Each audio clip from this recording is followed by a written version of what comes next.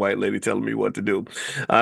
Anyway, but then again, I probably have some sort of I heard that there's some sort of, I don't know if it's a disorder or a personality trait where people just don't like to bow to authority. I think I kind of have that. I forgot what they call it, but I don't know if it's always healthy, right? But I don't like being like just barked at and told what to do. That's one of the reasons why, working for white people didn't work out so well for me because I'm not, if something doesn't make sense to me, I'm not doing it, period. I'm not, and I didn't realize until later that most people don't think that way. And unfortunately, actually studies show that the majority of all people will follow the crowd, even if the crowd is wrong. Did y'all know that? That literally herd behavior and what you might call sheep behavior is incredibly powerful. And there are people literally who will literally Don't think do, that way. oops, sorry, who will literally do what they're told, even if it doesn't make any sense. And I guess that works out, maybe, maybe for military or something like that. Not to say that soldiers all think this way, because I know a lot of you are veterans, and I want to say thank you for your service. Every time I bring up veterans, I always want to thank you because I know what the sacrifice is, and I've saw it up close with my father and dealing with the effects of Vietnam and all that. But really, at the very least, I think you have to have some ability to trip the switch. In fact, one of the reasons that we're doing the training on financial consciousness is it's kind of like, in my head when I sort of put together this training, I thought about that movie, School Days. And anybody remember at the end of School Days when Larry Fishburne comes outside and he just yells, "Wake up!" Right? And it's kind of like, in a way, it's that's what I think about when I think about financial consciousness. Like financial consciousness to me is where you wake up and you start noticing what's going on around you. You start noticing where your money's going. You notice who's taking your money and how they're getting it. In fact, there's a lot of reason why I believe in Hollywood. I know there's been a lot of conversation recently about, stuff like Cat Williams and everything else. And I think that there's a reason why, that's, certain powers that be in Hollywood, they kind of want you to get, come to Hollywood and get hooked on drugs and get caught up in pleasure seeking behavior because you're not very conscious, right? If you're not conscious, then it's very easy for people to rob you. They can go into your bank account and take money out. So, it's easy for them to trap you, to exploit you, do all kinds of things. So ultimately, I don't want that to happen. So actually, tomorrow, what we're going to do tomorrow morning is we're actually going to talk about how luxury brands unconsciously trick you into giving you their money. Like you might ask yourself, like, what in the world will make somebody spend $900 on a purse that they could, where they could get something just as good for $50? What do they do? Well, they have conscious tricks that they use that are designed to manipulate your subconscious, to get you to overspend. And so people will trick you out of your money. So it's really interesting. Even casinos, when casinos are trying to consciously trick you out of your money, they give free alcohol. Anybody ever notice at a casino how they just love to pour the alcohol? That's not because they like giving money away. They're not that generous. They like give you free alcohol because they know that when you get that alcohol in your system, you're going to start making decisions that you would not normally make. So that's the goal of financial consciousness training. Now, what I want to do is I want to say good morning, everybody, really quick. And I got my good glasses. My wife had me go to the eye doctor. So instead of wearing these glasses, my old ones where I can't read the screen, I had to take my glasses off. These are my good ones. So I'm back to my good glasses now. And so Darlene, I see you in there.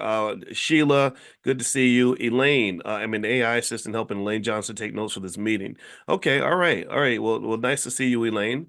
And Rochelle, I see you in here, and Helen and Stephen Gordon and Magazine is spelled almost like magazine. Interesting. I've never seen that name before. Very nice name. Anthony Ruffin, Josephine, Ivy, Michael Watkins. Good to see you, brother. Thomas Robinson. By the way, I'm excited about Michael Watkins. Because, well, first of all, because he's a Watkins, and we're not. I don't know if we're related, but I'm going to just pretend like we are. And I'm excited also because we're partnering with Michael and some colleagues to actually do something that we think the community needs. And in the Black Business School, we're actually going to start digging into the trades, because I believe that we lost a trillion or more in wealth when we stopped allowing our kids or encouraging our kids to consider the trades as a way to make money. And this really came to my consciousness because again, there's that word consciousness, right? Because I started noticing how hard it was to get contractors for stuff. My wife and I redid our basement. And we put about $50,000 into redoing the basement. I wanted a nice finished basement, and I have a nice. I'm actually working with you guys from the basement. My wife's office is right next door to mine, and there's the big man cave I have with the 70-inch TV screen. Y'all know, the fellas know what I'm talking about. And we got a spare bedroom and a bathroom and all that. And we did all this stuff, and I really, I really invested heavily in it. Largely because I didn't see it as an expense. I said, look, if we make this house amazing, then we're going to be able to sell it for far more money. So every penny that we put in, we're going to get it back. That's how I taught my wife into getting nice stuff, right? Because her financial personality is different from mine, and that's a good thing. We balance each other out. And so we made this big investment in the basement, and I just love it. I mean, literally, it cost 50,000, but I've probably gotten a couple $100,000 worth of happiness out of this basement, right? So anyway, when we were trying to get contractors to get this thing done, it was really hard to find black people that could do this job. It's just, but it wasn't hard to find Mexicans. It wasn't hard to find Russians. Wasn't hard to find, teams of Ukrainians and all these other countries. And I just think that we got to consider the fact that there's a massive money grab that occurs, when you got these other communities that have really, really dug into the trades. And so I think we got to go back to the basics. I think that our answers, we really have to go black to the future to some extent. That would be a good term to describe this. Black to the future means that we got to go back to the basics of knowing that old Booker T. Washington kind of approach to, like, look, what is it that people are willing to pay for? How do we get our kids first in line to go get that money? Because there's no reason a college graduate should ever look down on a plumber or a carpenter when the plumber is charging hundreds of dollars an hour, and driving whatever car he wants. It has is not buried under student loan debt.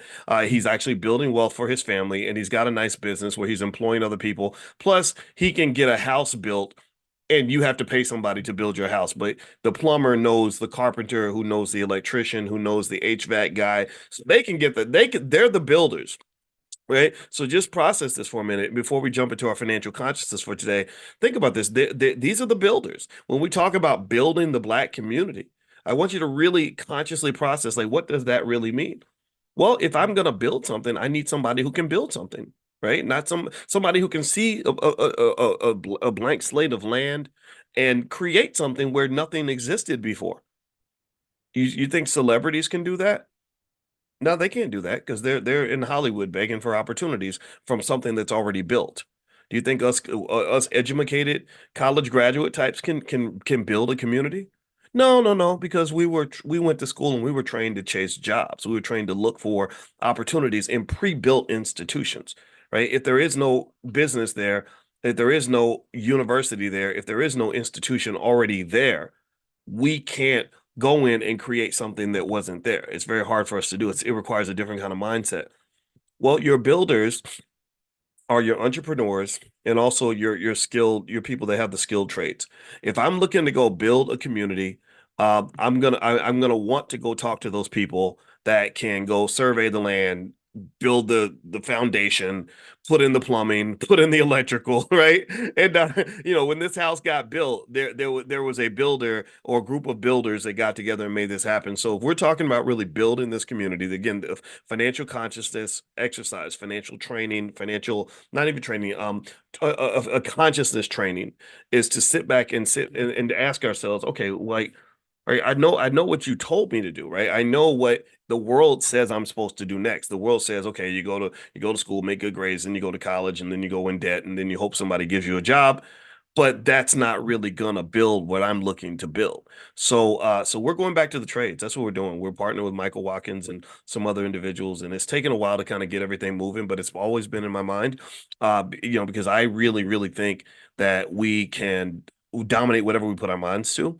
And I would love for us to have a bunch of our people just go in there and form these groups, think in terms of group economics, develop businesses together. And we're actually going to talk about this about sort of forming financial relationships. That's going to be our reflection for today. And also don't forget tomorrow every morning we're meeting at 10 a.m. Eastern. If you want to get the recordings of everything and you want not just the book 30 days to 30 days to Black Wealth and Power, which is your journal that you're filling out every day, but you can also get the recordings of everything we've done to this point and all the way through the month. You can keep it for life, share it with your family. Feel free to go to drboyceelevate.com. That's drboyceelevate.com. And also, if you want to know blackmoney101.com is just an introduction to Black economics. And I teach everything from a Black perspective because I want to build, right? And as a builder, let me just say this. I had to retrain myself. I had a whole PhD in finance, and I had to retrain myself on the skills of being a builder. Because I realized I said, wait a minute, I have this whole PhD in finance and I know a whole lot of stuff. But, I said, gosh, I'm still in a position of subservience to institutions that were built by other people. I'm still at Syracuse, and I'm nervous about how they're going to feel about the things I say. I was going on TV and stuff and talking about different issues, right? And I said, gosh, I'm going to end up saying something controversial, and then what if they don't want me anymore? What am I going to do? Oh, and then what happens is that they have these networks where if you get fired from one institution, others aren't going to hire you because they can Google you. And you saw that happened even at the highest levels this week with Claudine Gay, the president of Harvard. This lady, her credentials were impeccable. You don't get to become president of Harvard by being mediocre. She's been extraordinary at every single level her entire life. And now she's been made to look like an unqualified quack, which to me is a tremendous disservice because this lady, let me just tell you, she's in economics, which is kind of the sibling to finance. They're very connected. In fact, finance is just applied economics. And I looked at her, I went through her resume. I said, "Whoa, this lady, this lady's good. She's on top of her game." But it doesn't matter.